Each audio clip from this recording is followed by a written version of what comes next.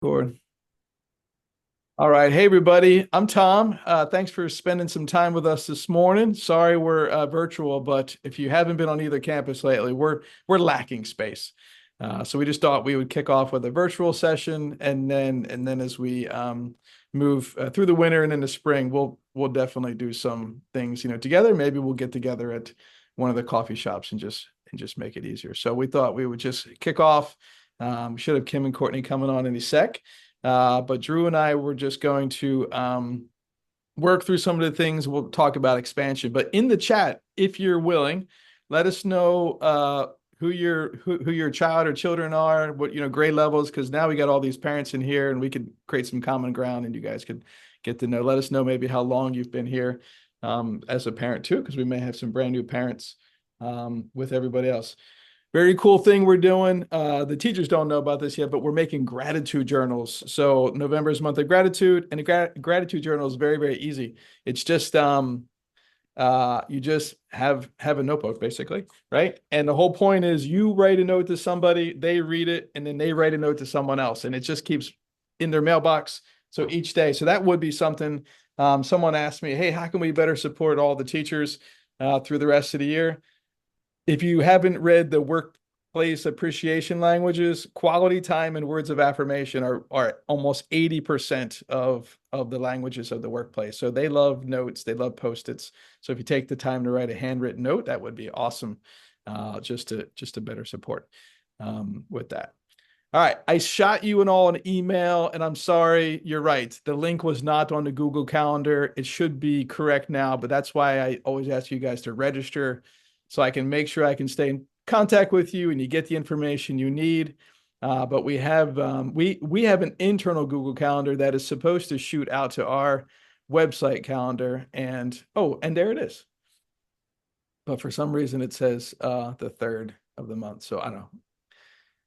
Not everything's perfect, everybody in this world, but we are working on it. You asked us last year to make sure that, hey, can you put things on the calendar? Well, we did, and we are. So if you haven't gone to our calendar page, all this information is there every month. So anytime we have something that is school-wide, we are adding it to this information. And for some reason, the coffee with the principal is showing up here on the 3rd. So we'll have to look, but it should be. Well, that's November. Maybe that's why. Anyway, either way, so you can go to our calendar link and you should be able to click on the information. And hey, Drew, isn't the sports one is different, right? Isn't a sports one, is it somewhere else, or do they do the sports on this calendar too? I do believe they put the sports on this calendar, but it's just on our um, on the school calendar. It's a different color. But I could actually, you know what? I think if you scroll down, I think that they have some of those sports on there. Yeah, the cross country meet in Freeport. I think you're in October right now. Yeah. Yep. This is October. Yeah. Yeah. Okay. Yeah. So it's definitely showing up there. So, but this is what we're trying. This is what you asked us to do. I see it there. I'm just trying to figure out that coffee with the principal thing, why it's in the wrong spot. Yeah. All right. Here comes Courtney. All right. Let me make you, Drew, a co-host in case you need to share something as well. Okay. All right. Let's start with our school profile. So I emailed you all a copy of our profile, and this is just some great information about our school as a whole. And our one of our Donna Armstrong, our school counselor, made this. And Drew, you want to walk through? This is our profile. So this is what we send to the state, right, Drew? And Yep. then, and Yep. then everybody gets to see this. So you want to walk through some of Yeah. these? Yeah. Yeah. Yeah. And if you can scroll just a little bit further down, I'm gonna pull mine up on my email real quick. Okay. Yeah, so this was our school profile. This was really a snapshot from last year, and it does go over really how many hours, volunteer hours that our students completed. We last year we graduated 57 kids. You guys can see we're a little bit over 300 students right now. Right now at the high school, and that is 9 through 12. So currently we have around 175 ninth and 10th graders here at the coast in Santa Rosa Beach. And then we have around 125 to 150 juniors and seniors that are up in Niceville right now.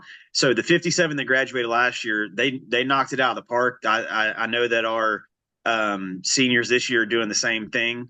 34 of those 57 graduated with their AA. 34 of them obtained the Florida Scholar designation, and then 32 received the Bright Futures scholarship. And if you want to scroll to the back page, Tom, I talked a little bit about the universities. Those were all the universities that our kids got accepted to, which is just it's really cool thing to see those kids that really work as hard as they do get into the schools that they like. Scroll back up to the front page if you could, Tom. I think it has the number. Yeah, $3 million in scholarships our students were able to complete. Here at the lower coast, we have kids that take a bunch of AP exams. Our AP US history exams it was a big highlight this last year. They had like the 90th percentile of students passing, which historically that's only around 50 to 55% of students pass that AP exam. So that was really cool to see. We have this year 4 AP programs that are here. We actually started AP seminar for the first time this year, and we're looking to possibly add AP research next year. So it would be an AP capstone school. And yeah, that's kind of a snapshot of the high school. Looking for next year, I know that some of you guys have kids here at Seacoast. What we're really trying to, we're really doing a good job with the academics. Our kids tested in the high 80s to the 90s in every standardized test last year. But currently, we only have a couple of art classes or classes in the arts, I should say, here on the lower campus. So next year, we're actually looking to hire a full-time art teacher, so we'll be able to offer a more robust arts program as well as some physical education. Currently, right now, we have some high school level classes at the middle school for physical education, but those kids that take Hope, they actually have to take it online right now. So the kids that aren't playing sports or anything like that, for them to get that physical education credit, they actually have to do it online, which will change next year. So we're looking to add more arts and more physical education classes for next year, as well as increase our CTE programming. So that's a little bit about what's going on here. Yeah, lots of great opportunity. And we'll talk a little bit more about expanded programs and all those other pieces too. Um, one of the areas that we're also doing through our Dream Big program here that started at the high school. Every Lunch of the Coast Friday, we have a college workshop. So we've had helping the students get through the Common App, which is like most of us when we applied to college, we actually filled out like a physical application and we mailed it. It's not necessarily the case anymore. You fill out like one online portal, and then you can send that to the schools.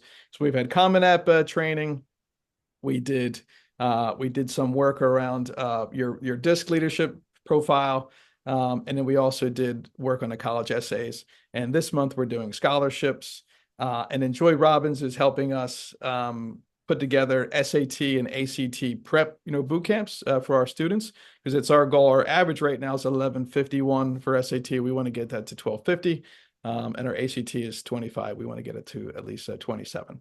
So then every student has the ability to apply to any dream school that they aim for. So some great things happening here. It all starts at the middle school as well. So it's the same type of programming and experiential learning that we're moving here. And the other part, we're also looking at not just the arts, but communication and also with the theater class, which we've already started that after school theater program. And so we're looking to see how we can possibly build that into our daily schedule as an elective here at the high school. So. Yeah, and I just saw Allison, your question there. We are trying to start a band program here at the high school right now. We don't have 2 balders. That's one of the problems. And then the other thing is the space that we would need to have the instruments. We're working through those pieces. We do have some ideas to possibly bring the high school kids maybe down to the middle school after school. This would probably be something looking at next year, and maybe having like a performance band starting off with something like that, and then maybe moving to where it's actually part of the curriculum. But yes, I would love to have a high school at least one band, if not, kind of have multiple classes um, of band being offered here. It would more than likely be something like we have at the middle school, where it's kind of like the rock band. I don't know if we could do something like a traditional marching band or something like that, but I do think kind of like mirroring what they are already really good at the middle school, trying to bring Saunders up here, or maybe us go to him, or maybe even having him connect us with somebody in the community. So yeah, that's we're increasing all the arts. We're super excited. Yep, absolutely. Yeah. And I was looking for the most updated expansion pictures that came out yesterday. I haven't seen an update, but if you haven't driven over here to the high school campus, if you're not a high school parent, they put the or the third floor on. So we Yep. now the college building, which is the building closest to us, is fully enclosed. It'll have one more floor on it that will be enclosed, and then the high school is the building next to it, and it's about 2 weeks, behind. So they're on, schedule now, still to complete job for occupancy in, July of 2025. So we are moving at a really good pace as long as we have a winter that allows us to, continue to work, and they're here at, I don't know, 5:30, 6 in the morning, most of them, getting started. And so it's really exciting to work through those, plans. And we'll have, as Drew had mentioned, we'll have over 200 ninth and 10th graders next year, and 200 juniors and seniors. So we'll be over 400 here on this campus as we stay right around between 192 and 198 at the middle school. So expansion updates there. We're on time. Everything's going really, really well. And then we're working towards finding funding for the third building, which would be the College and Career Center. And that's probably a year away still. So any questions on just the school profile? And then I want, Courtney, I think Courtney and Kim are on now, so they can give an update about new students and new staff.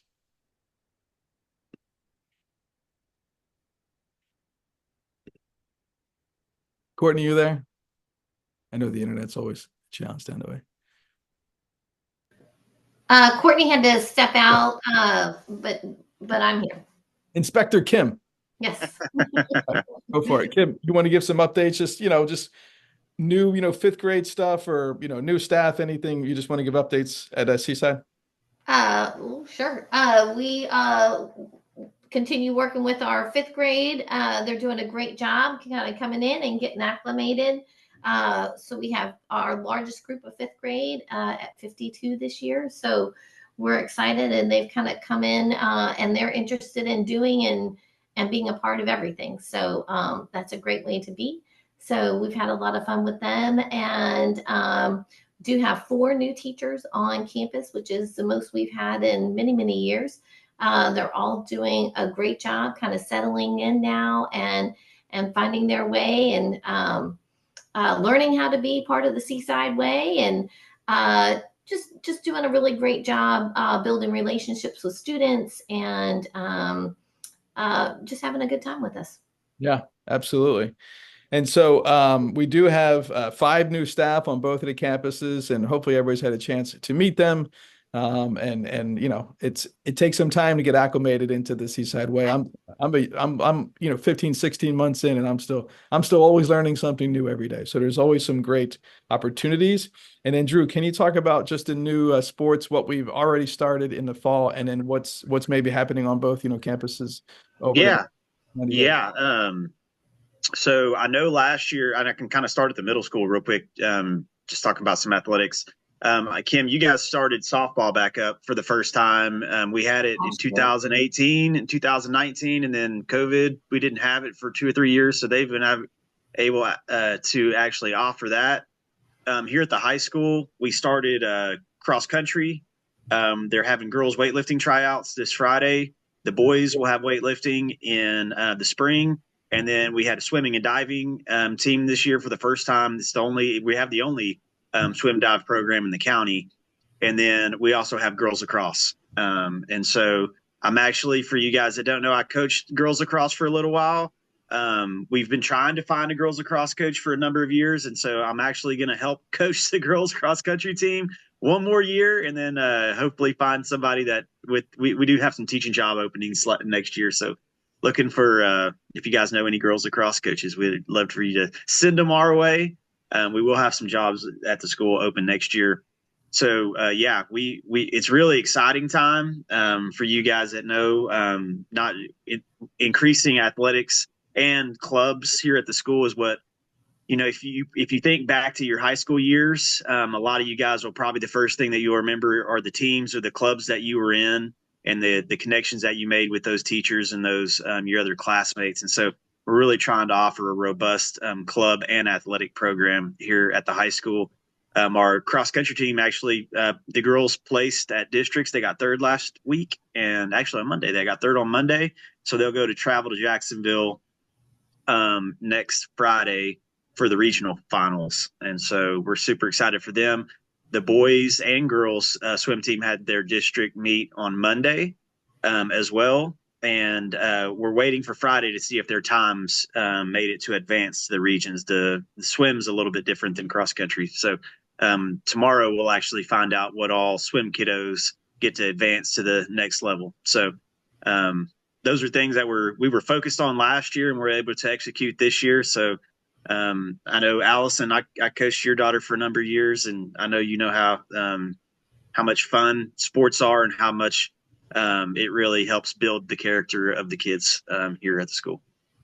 Yeah, and hey Drew, can you talk a little bit about, I know we just had we had a signing celebration here on campus, Yep. right? So Yep. you just kind of remind the families about the flexibility that we have around, a Sure. sport, especially up here at the high school. Yeah, we have actually two golfers here on the South Walton girls golf team that are seniors. One signed with Oglethorpe University last Friday, and then in 2 weeks, Ava Kite will sign with Southern Miss to go play golf at the next level. And so both of those girls, they are Seacoast students. They're full-time dual enrolled. They're both graduating with their associates from Northwest Florida State College. But they also, because they're zoned for South Walton, they can go play golf at South Walton. And so we have right now over 50 students, just grades 9 and 10, that go over to South Walton to play either football. They're in the band.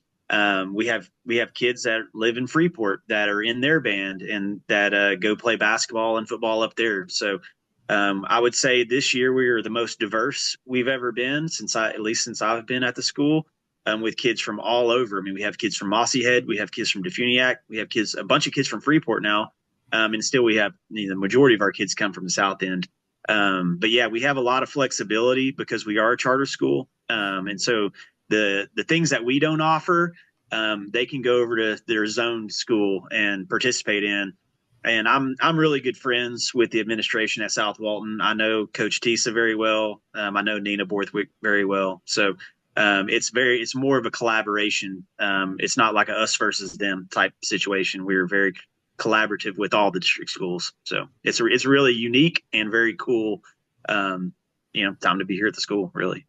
And to that point, we have district students now participating on our sports programs. Yep. So That's correct. So yes, as much as Drew, Kim, and our whole staff would want to have all the programs, banned and totally replicate, it's not always possible. And other groups are doing it, better than us right now. So we want the students to have the best experience. We're thinking big, right? But we're starting small. So, we would love to have every single thing that a traditional giant, district high school has to offer. And luckily with our flexibility, we can actually do that because our, students can go over there, and we're actually driving them on the bus now. And we're, working, just like a shuttle system. So those, students get over there safe and they can come back and they don't miss any classes. So we're constantly talking about all that. We're constantly talking about how to bring more high school classes into middle school. Could some of our middle schools, students come here, which one does, and takes high school classes. So we're always collaborating on all that, everybody. So I love your ideas and, keep on sharing them. If there's a way, we will figure it out. But we also want to make sure it's safe and it's done well. as best as we can. We don't want any watered down version. That's not why you chose us. But we do have this great uniqueness, right? So we're a dual enrollment college prep high school, right? That's really what our main focus is. But we've worked diligent over the last 15 months. Drew and his team done an incredible job of building an experience that's more inclusive and celebratory. And we got college kids on campus, and we're doing a lot more here than we've ever done in the past. And what's always amazing to me is watching the middle school administration team work to personalize plans for kids and move them in and out of classes so it works. And we do a lot of that here as well at the high school. But those are really two, I would say. Someone asked us what's so really special about the school, besides the really incredible educators we have. But every single day, Drew and Kim and Courtney and Randy and myself, we're always thinking about like what can up level the experience, right? What can we do to ensure that our students are in front of caring adults who can take them to the next level, whatever their dreams may be. As Drew has the seaside way over his Sammy Hagar hair right there. Dreams, and scholarship are big for us. So with that, if you're still there, can you talk a little bit? We just received a grant to expand the robotics program. Oh yeah. So we have in the past participated in Southwest Robotics. We're not going to move that way, but the programming that we used was through Vex Robotics. So we are super excited to receive a grant from St. Joe, and we are going to purchase some Vex Robotics kits and start our Vex Robotics program back up. And we won't so much focus on the competition over at UWF, how we did before, but we're going to look at smaller competitions where students can get a little bit more personally involved with using and manipulating the programming and building of the robots here on campus, and almost do little BattleBot sessions using the Vex Robotics programming and parts and pieces, motors, and all the good stuff. Yeah. And that's a big push for us as a school, is going to be moving back into a heavy, STEM programming.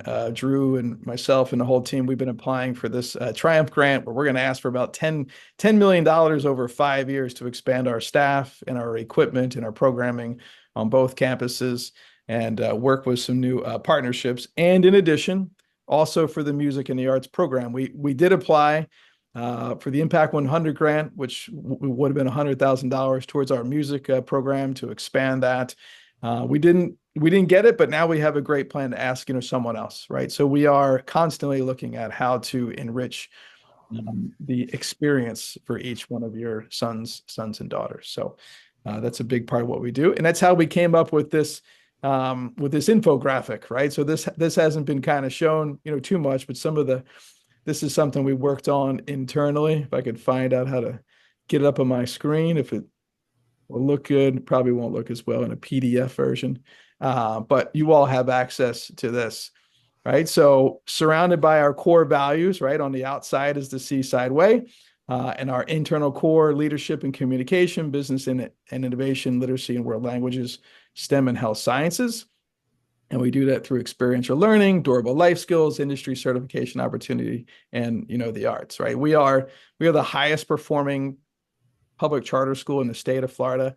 And that's great to be, but what we really want is to make sure that 30 years down the road, every child, right, who's now an adult can say, hey, when I was at that school, they introduced me to somebody, or I met someone, or a teacher inspired me to, and that made a big impact in my life. So we're really thinking 30 years down the road with everything we do. So let's take a couple minutes, Drew and Kim, if we can. Let's just talk about, Drew, kind of moving forward, right? This year we've added AI and cybersecurity certs, right? What are some additional, you talked about some additional AP programming for next year, but with the expansion of the high school, college students, that was one of the questions. The college drives the schedule for their building. So just like they've done at Niceville, they will staff that building to provide the necessary courses for our students to receive their associate's degrees. Okay, that's where it'll start.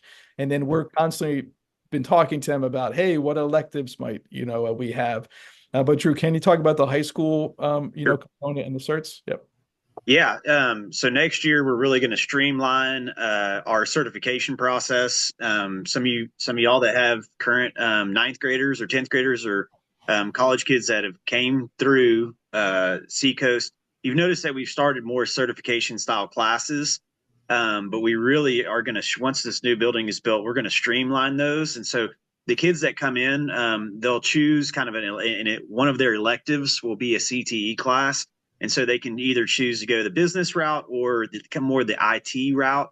And so the kids that want to go more of the business route, they'll be able to certify and become master entrepreneurs. So they'll pass the the Design for Delight certification, and then also the entrepreneurship certification their freshman year. So those are actually certifications that they can take on with them once they're grown and out of school. Those are things that they can put on job applications and use for the rest of their life. So that's what they'll take as freshmen. And then their sophomore year, they'll take the QuickBooks certification. And so Tom kind of alluded to that third building. In that third building, we are planning to have a cafe that is student run.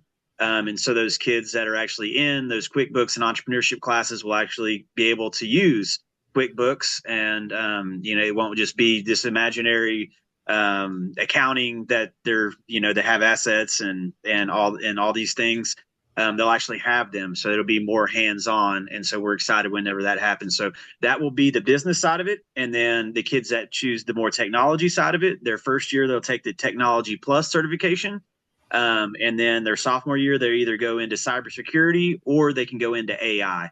So that will be their sophomore level class. And for the kids that come in as freshmen and let's say they take the Tech Plus and just decide that, technology is not for them, they can switch over and take the entrepreneurship class or the QuickBooks certification too. So those are the opportunities that we have on the 9-10. And then next year, we're also going to take our very first cohort of AS students. We actually have an Associates of Science cohort that we're trying to build for this next year. That'll be freshmen. And so what they'll do is they'll actually start taking classes their freshman year to get them ready for whenever they're sophomores to be able to take college classes and then go through the 11-12 arena at the college and get their associates in science in business. So those are things that are all starting up next year. So we're extremely excited, but super busy. Yep. Hey, Drew, there's a question about how we are addressing FLVPS classes. Yeah. So this year we moved to the model for the students. Really, the only FLVS classes that we currently offer are Spanish 4, and that's because we just don't have that class. And the reason why we offer Spanish 4 is the kids that we do have Spanish 1 through 3 here on our campus. The kids that are able to finish with Spanish 4, they actually get the seal of biliteracy on their diploma, it's extremely helpful whenever they're applying to colleges. So they'll get the bilit seal if they take 1 through 4. So we offer that class. And then we also offer graduation requirement classes. And so those are more for kids like Hope, for example. The kids that don't play sports, they have to get that Hope credit. So right now we currently use Hope, which next year we won't need to use that because we're going to hire a Hope teacher. And also we'll have kids that come to us from out of state that don't have grad requirement classes that go straight into the college. So like an 11th grader from Texas, if they haven't had a class that they need, so like geometry, if they don't have that class, they don't offer that. They won't have that at the college. And so what we'll do is we'll put them in an FLVS class to get that graduation requirement so that they can have it to graduate. But those are really the only FLVS classes that we currently offer. Yeah. And then I saw Kelly's question too. Do you want me to address that one, Tom? So yeah, let's come back on that one. Okay. And really with the virtual school, it's more about, like a fidelity issue. Like how well is that really going to help from the college prep, standpoint? And I know in the past, we've had some of those other classes. We are looking at, though, like a second language potentially. And that's something we'll think about. But we're going to try to keep that in-house as well. So it would be in person. Going back to Drew's comment about the certifications, he did such a great job when he talked to our staff about it. It was like a boys, like a Boy Scout badge or like a Girl Scout badge. Like you're earning skills. Well, if you look at like LinkedIn, like this is huge for individuals to be able to communicate like what skills they have. And in fact, we just had a student, I think they're getting paid $10 an hour more. I think that's what I Yep. heard. Yep. $10 an hour more because why, Drew? Because they're biliterate. So yeah, they can speak Spanish. Their employer learned that they could speak Spanish, put them in a higher role, and they Yep. paid them $10 an hour more. And that was because they took 4 years, got the bilit seal, Yeah. and yeah, it's pretty cool. So here's a high school student probably making 26, $27 an hour, Mhm. right now, mainly because of the commitment of the Seaside School to the Spanish program Yep. and to continue that. Yep. Was it about the boosters? You want to talk about the boosters? Yeah, Or Kelly, that's something that I'm working with our athletic director. I'm sorry if we didn't get the communication out. I know the last meeting that they had was virtual, but I do think that's something that we could grow and do a better job is communicating that booster club. I know at the beginning that we were shooting a bunch of stuff out. And then I know here lately it's mostly just been that core group getting together, but we really need to do a better job of communicating out. So because I know everybody can't make every meeting, and I apologize that we are not as communicative as we should be. So I actually just looked at my emails and I was like, we didn't. I know we didn't send a blast out about the last meeting that was on the 24th. It was virtual, but still, we should be better. We could do better. So I apologize about that. Yeah, and just with that though, Kelly and everybody, like the level of like our athletics budget went from 30,000 to 100,000 over the last year. Our, club's budget has also doubled. So your work with the boosters and your, donations, they are all going towards the expansion of all those programs. And the goal is to have every program to be free almost in a sense. And that's the way we've been driving. It's been going really well and the kids are getting good results.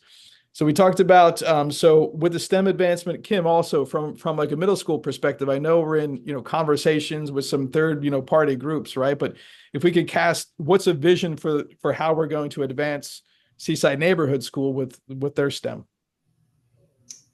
Well, we 2 years ago we started with working with our fifth graders and our sixth graders on digital tools and making sure that they have the Google skills that they need as they continue to move in up in their education for their seventh and eighth grade as well as into the high school. So they have their certifications in Google Docs as well as Google Slides for presentations. So they are going to continue to work with that. We are looking at potentially adding a what is it called? The Adobe certifications for our students with Photoshop. So we're looking forward to that. We're going to continue working down the road with the VEX robotics as well as Sea Perch. And then just continuing to find new certifications that we think kind of fit the vision. So right now we are working with Google and Word with Microsoft, but there are some other ones that are coming up with digital tools as far as communications and AI that we'll look for that can then feed productively into the high school IT streams. Yeah, it's going to be great. And so everything we're doing up here, right? Begin with the end in mind, and we're starting to see how can we trickle those opportunities down into the middle school as well. So whether it's through the AI and the robotics and the drones, right, as well. Like we're doing lots of new, they're not new to us programs, right? But we're reintroducing and taking them to the next level. So I wrote down the drones, the robotics, durable life skills is a big piece. So we take the amazing shake and how do we start moving it up here to ensure that all of our high school students have great durable life skills as well. So that's a big part of our work through the Dream Big. The other piece, our admin team noticing just a need over the last 3 years, just higher levels of student absenteeism and anxiety. So we're vetting third, party vendors and partners to help us with some SEL program that would all not only just work with our staff, right, but it would do some work with our students as a whole. And then we're also going to be asking them, hey, well, what are some things we could do with the parents to be able to help them? I know as a dad of a sixth grader and a junior in high school who's now a freshman in college, right? Those times are tough. It's not something I went through, and so I as a parent, I'm always looking, for help too. So we are working on that. That was some, feedback from last year, and then if both the principals could just talk about like homework. I know there was a question that came to us about homework. It wasn't like an exact question, but how do we handle homework on both, campus? What's the expectations? And if a student is starting to really, struggle or fall, behind, what are the interventions we put in place on both of the campuses to help them? I don't know, Drew, if you want to go Yeah, first. yeah, I can start. Yep. So I would say the homework really here at the high school. I've talked to the teachers. We've talked to the kids too. It's really to drive home the instruction. I would say don't give out a ton of busy work like you would see at some schools. A lot of the homework is really gearing them up for the standards that they're going to see on the assessments at the end of the year. We don't have a lot of classes here at the high school, at least 9, 10, that don't have some type of end of course state exam or a PM1 test, progress monitoring test, or an AP test at the end of the year. So our homework is really to drive home and get them ready for those exams that they're going to see at the end of the year. And then Tom talked a little bit about our interventions. Here at the high school, we have a ton of tutoring. It kind of blew me away whenever I took the principal job last year, how willing our teachers are to help support our kids. We have teachers every day of the week. There's somebody doing tutoring, and even at lunch. I would say one thing that we ask the kids to do here at the high school to kind of get them ready for the college arena is for the kids to really start emailing the teachers and letting them know whenever they're getting behind or if they don't understand something, because that's something that they're going to have to do when they go to the college. The professors have office hours. They really don't communicate with parents, which is something I know that's hard to think about as a parent of an 11th and 12th grader. It is really up to the student to contact their professor. So we do have a safety net here at the high school because obviously we communicate with the parents and we work with the kids, but we really try to get the kids to communicate and talk to the teachers if they're struggling, because they're going to have to do it in 11th to 12th grade. So if you guys ever have any questions when we do tutoring, I send a week of out just like Kim does. And there's somebody that's tutoring every day. We started the Class 8 last year, and Miss Trafton actually took that over. And that Class 8 is also not only for kids that are struggling, it's also for kids that are trying to increase their test scores on the SAT and the ACT.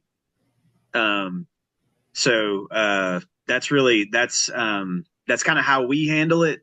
I have a ninth grade daughter that's here at the high school, so I'm kind of privy to the amount of homework. And I would say here at the high school, I sit and do homework with her every night, and it really is good it's really good for the parents to kind of get involved so that they know what their kids are learning, because you'd be surprised how much the kids will listen to what you have to tell them, and kind of can help them out with. So she doesn't have a ton of, I would say, an overload of homework.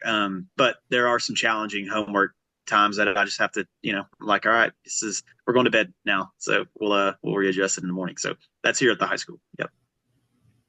And I would say at the middle school, I mean, things are very much the same. We always do recommend that if your student is really struggling with a class of homework specifically, really do encourage you, one, to talk to that teacher, reach out, communicate with them, kind of sit down with them if you can.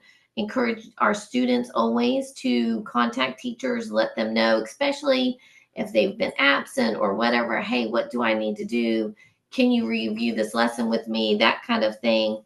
Tutoring is also available here at the middle school. And just like Drew, we always put that on the week of.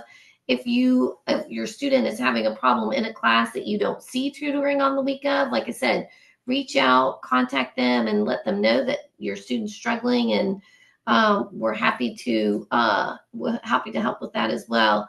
We both on both campuses have a new MTSS support chair, Miss Curtis. She's doing a great job helping our team find students who are struggling and maybe have some learning gaps and addressing those gaps, which has been a big help to all of us. So we've been working to just make sure that those students are having that support. Now, I will say, with some new teachers on campus, we are making some adjustments as we kind of find out how our new 7th and 8th grade team is working and collaborating. So we're in the process of making some of those adjustments in 7th and 8th grade with that teacher team. But other than that, we're kind of right on board, and we're trying to teach our students early, even in as young as 5th and 6th grade, to communicate and reach out with those teachers if they are having any problems. Yeah, and one of the benefits of having, a school, even though we have, 500 students, we have over 50 employees. And so we're constantly walking the hall. Well, we don't have hallways, right? But we're walking the corridors. We're walking around during lunch. Like we're seeing kids that may not look like they normally do. We see them in the car lines. When I'm at Seaside, I try to, make sure I greet every student that, walks in. We always have somebody. So we're always looking for those, cues and clues. But yes, bringing on someone like, Miss Curtis to really help our student services team, because we're looking at, attendance and learning gaps, and we've got an interventionist on both of our campuses. Like all those keys, those are all new, strategies that we can work to support. And I know Drew and Kim both look at all the report card, or not the report cards, but the teacher ease kind of grades, and like constantly to be seeing, hey, who might be falling off, and what's happening. So, and that goes back to the student voice question that was brought last year. We did a parent survey. So I sent you the results that we had reported out last May in my executive director's report. So you have access to that. They're always open to the public. But one of the things that we are doing is we want to do more student voice. So we're working on middle school, student-led conferences. We're teaching kids how to advocate for themselves. We have a suggestion kind of box here at the high school. And we are going to use some of those questions that I sent you all to create a student survey. And then what Drew and I did last year, well, he actually did it. We did small group roundtable conversations, and we brought, students in from each grade to just have more conversation about how we can help. We've embedded ourselves more in the student government at the high school, level this year, just to make sure like we're hearing these, conversations. We're on all 3 campuses as much as possible. And if we've got a student that is, struggling, like we want to address it as soon as possible. So if your child is struggling, or someone, like encourage them. If they're not comfortable with the teacher, who are they comfortable with? Because I've sat in many of those, meetings, so far this year, and I know, Kim and Drew sit in a lot more. So, Mr. Gallagher, if you want to unmute yourself, you're welcome to ask your question out loud. I'll just ask everybody, if you're going to ask something, let's not talk, if you haven't brought an issue to like a teacher or to the school, like this isn't really the venue to voice like major, complaints, directed at a human being. Like you can kind of reach to us on the side, but if you just have like a broad kind of, hey, this is a challenge that, we're seeing, or where, can I go for this? That's how I'd like to make sure we do the Q&A. Thank you. Yeah, so I was your guy who said homework in my question Yeah. part, Yep. and all I said was the word homework. Yes. So I appreciate you guys addressing it, and of course I appreciate all the work that you guys are doing, and you guys are dedicated to our school and and the success of our kids. I do see that there's just seems to be like there's just a large amount of homework, and I was wondering, not from like an individual teacher perspective, because I've heard that response before, go to the individual teacher, but what is like the school's philosophy on homework? I challenge you, Dr. Miller, to kind of share a philosophy of what we consider homework to be, because I do see that there's kind of individual pods of teachers working independently. But when it kind of all groups together under one child, they come home with like 6 large assignments in a night, and it could be overwhelming for, their well-being, their stress, and we talked about that earlier. So that was my question to you. Yeah, and I'll share what I believe, right? I had a fifth grader last year and I was like, whoa, because he never really had homework, before, right? But being a former educator, repetition is the mother of skill. So for math, it's 20 to 30 problems a day. So it's, stuff in independent practice and there's other pieces. And I know from a high school level, like we have, calendars where the teachers put major projects on, and we hope, right, that they take the time to constantly be looking at those and collaborating with each other to make sure students are getting overwhelmed. So we appreciate that, feedback. So to Drew's earlier point, like I believe it should be one of two things: something they need repetition practice on, right? Or two, something that they can do pretty much independently, but with their own thought. So they're not really, really struggling. It's not, busy work, right? It's, something that they can go through. That's what I always would want to feel and see. And I know, some things come home that might seem or be different. So I'll let Kim and then Drew just kind of, either say, Tom, you're wrong, or add, whatever you want. Yep. No, and I can kind of talk for the high school just quickly too. Our at the high school we do really try to drill home the things that are going to make them proficient, and we really do look at. I mean, our as much as we don't want to teach to the test, our teachers are very cognizant of their test scores. And being a small school, it's I worked at a large school my entire life, and I went to a small school whenever I was growing up, but I would say that our teachers they really want to do well on those tests. So really at the high school, everything that they send home, at least that I've seen, is really to drive home the instruction of those classes to get them ready for the end of the year exams. And I do, Sean, we've had kids in the past that have struggled with the amount of rigor that we have at the high school, because it is a very rigorous school. One thing that we brought this year that we haven't ever had before is a class called Gear Up. And it's just an acronym. You can look it up. It's like, I believe it's like gaining early awareness and readiness for undergrad programs. And what she does in that class is she allows students to get extra help with reading. She helps them study. She does a lot of things with their executive functioning. Some kids, especially high school freshman boys, for whatever reason, are not the most organized students that we have. And so she'll have them open up their binders, pull out their planners, and get organized. But she also allows them to get help with their homework in that class too, so that those kids that may not have those executive functioning skills to be able to go home and do everything, she allows them to work through some of their homework and stuff. So that's something that we've implemented here at the high school. And I know Kim, she does something maybe not similar, but she has her own system down there at the middle school.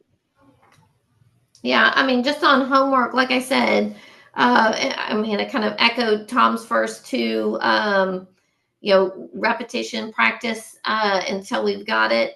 And then also, a time to take something and make it your own that you can fairly do independently.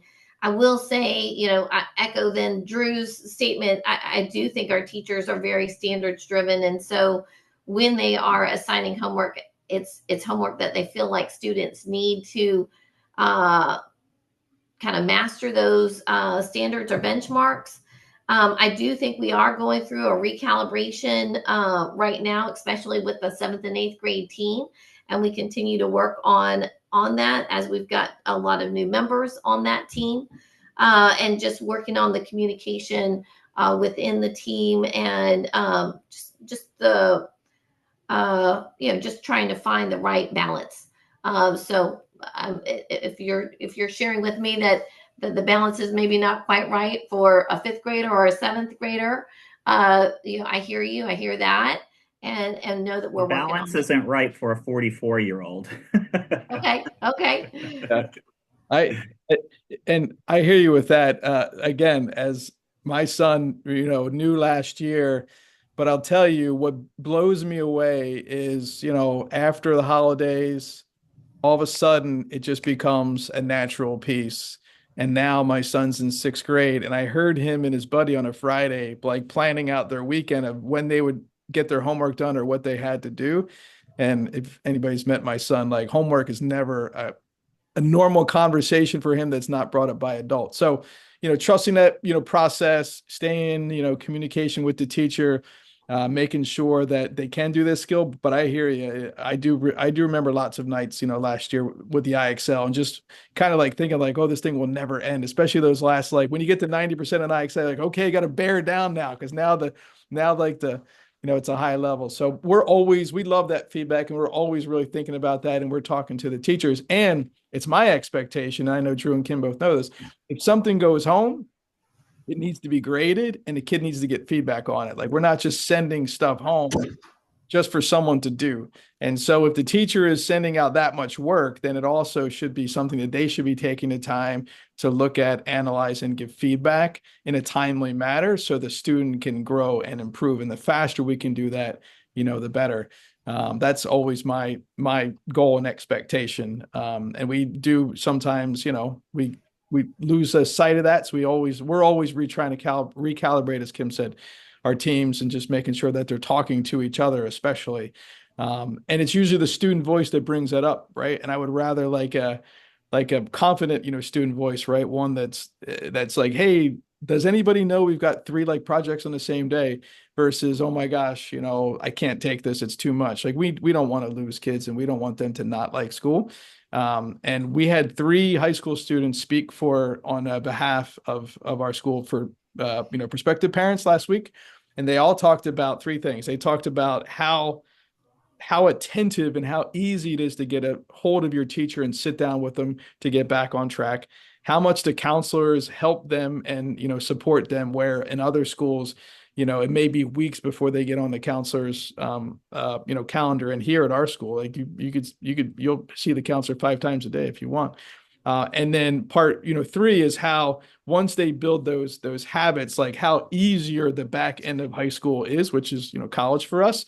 That it was actually like they learned all those self-leadership, skills where they could have harmony with their time and get their work done, and then have a very, very flexible schedule. Where some of our college kids are working almost, full-time jobs, and some are in like learning how to grow a business and lead a business, which is just really inspiring to see. So we'll certainly take that back, and we would encourage, if you haven't done that, reach out to your child's teacher, be like, hey, can we just talk about this? I want to make sure that the work is right, or are they having time in class to do this and are not doing it, right? Because that happens sometimes as well, and then they just bring a lot home. So not the goal for sure, but thank you for that, though, Mr. Gallagher. Great question. Anybody else want to bring a question? Hey, Courtney Fail, how's everything? It's good. Good. We got some time. So if anybody has any other questions about something we shared, or just something that's on your mind, that we can continue to work on over the next 30 days. Yeah, one thing too that I don't know that I've mentioned that I'm super excited about with the new building is we'll finally have our 11th to 12th graders here on campus, which I think will be an awesome cultural shift. I mean, you guys remember being in high school and maybe joining a club or a sport or something because you thought this senior or junior was so cool, you wanted to be just like them. And we kind of missed that here because we have freshmen and sophomore on this campus, and they really don't interact, a lot with our 11th to 12th graders because of the logistics of them being in Niceville outside of, our lunch at the coast, and some of them play sports with them. But I'm super excited about that. So if you guys have any ideas of just some different collaborations that you'd like to see between the upper class and lower classmen, we'll finally have them all here on one campus, which is just going to make it such a fun dynamic to have those kids be leaders on campus instead of being kind of like in a foreign land in Niceville. I know they're going to miss Chick-fil-A and and Starbucks, but to Duncan. I think they were going to Duncan or Duncan, something. yeah, they'll probably miss that. But yeah. The FCA of S, yeah, that'd be great. Yeah, that would be great. Yeah. And to go back to like the student voice part, so I sent you kind of our first brainstorm on that, and we just haven't executed on it yet. But feel free, you may have, I'll make sure you have commenting rights if you want to comment right on that Google Doc, or if you want to just email me, say, hey, here's the question I think you should ask. We want to be very cognizant of one, the kids' time, but two, when you open up, surveys and you haven't, most of you have participated in a professional survey. You open up open keyboard. There's a lot of keyboard strength sometimes, right? So I want to make sure we do this well and we do it right. And if we're talking about, because the particular question was about like whether kids feel valued by their teacher in a sense, right? So we want to be cognizant of that. Like we don't want anybody to not be able to, share like, oh, this is how I feel. And when you do anonymous surveys, that sometimes people write things that are hurtful and harmful, and we just want to make sure we do it right. So look at the questions that we started. If you have an idea of what you think we should ask, or something maybe we are missing, feel free to add that to the list, or just email it to me, or text it to me, whatever you're comfortable with. But we're definitely we're excited about finding new ways to keep our kids involved. And I mean, at the middle school and the high school, they run programs, they bring ideas, they lead a lot of initiatives here. I mean, our student government pretty much plans almost every event that we have on campus, if not all of them. And there is some expectations about they have, student voice of all grade levels. As we grow, like we're learning all about all these new kids. And we've got students from districts, we got homeschool students, we got private school students, we got students from multiple counties at the high school. So everything's new and changing. So we're looking to put these systems in place. The last thing I'll share is it's really, really exciting. Next week, we're hosting our first Seaside Schools Leadership Symposium. We've got administrators and teachers from 9 charter schools from Florida to North Carolina who will be spending 2 days on campus. And they'll be touring the school, and they'll be learning from our admin and our board members and our foundation directors and our students and our staff. So it's really exciting to be hosting this, and we hope that we can grow it and make it bigger and bigger and continue to share the impact that the Seaside School is making. So appreciate that. Any last thoughts from the admin team? I appreciate you guys joining us. And if you have any questions, after this call, don't hesitate to shoot us an email or give us a call at the school. Good. Yeah, happy to help with whatever comes along, and just keep letting us know where our goal is for the kids to be here and happy. And we've had a big week and are looking forward to another big week next week. Yeah, that's right. And I just appreciate too, everybody working, together with the new traffic patterns on both campus. And I get your emails about the Van Ness parking lot. Look, I can't tell you, there's not a week that goes by that we're not in some meeting talking about those things. So everything you're sending to us, believe me, we're constantly talking about it and talking to leadership in the areas and our landlords and all sorts of pieces to make sure we have the best and safest way to get students on and off campus. So I appreciate all your flexibility and working with us, and taking your time. We can get all the kids off both campuses in less than 5 minutes if we all work together. So all right, thanks everyone. Have an amazing day. Be safe tonight if you're out there trick or treating. See y'all. Thank you.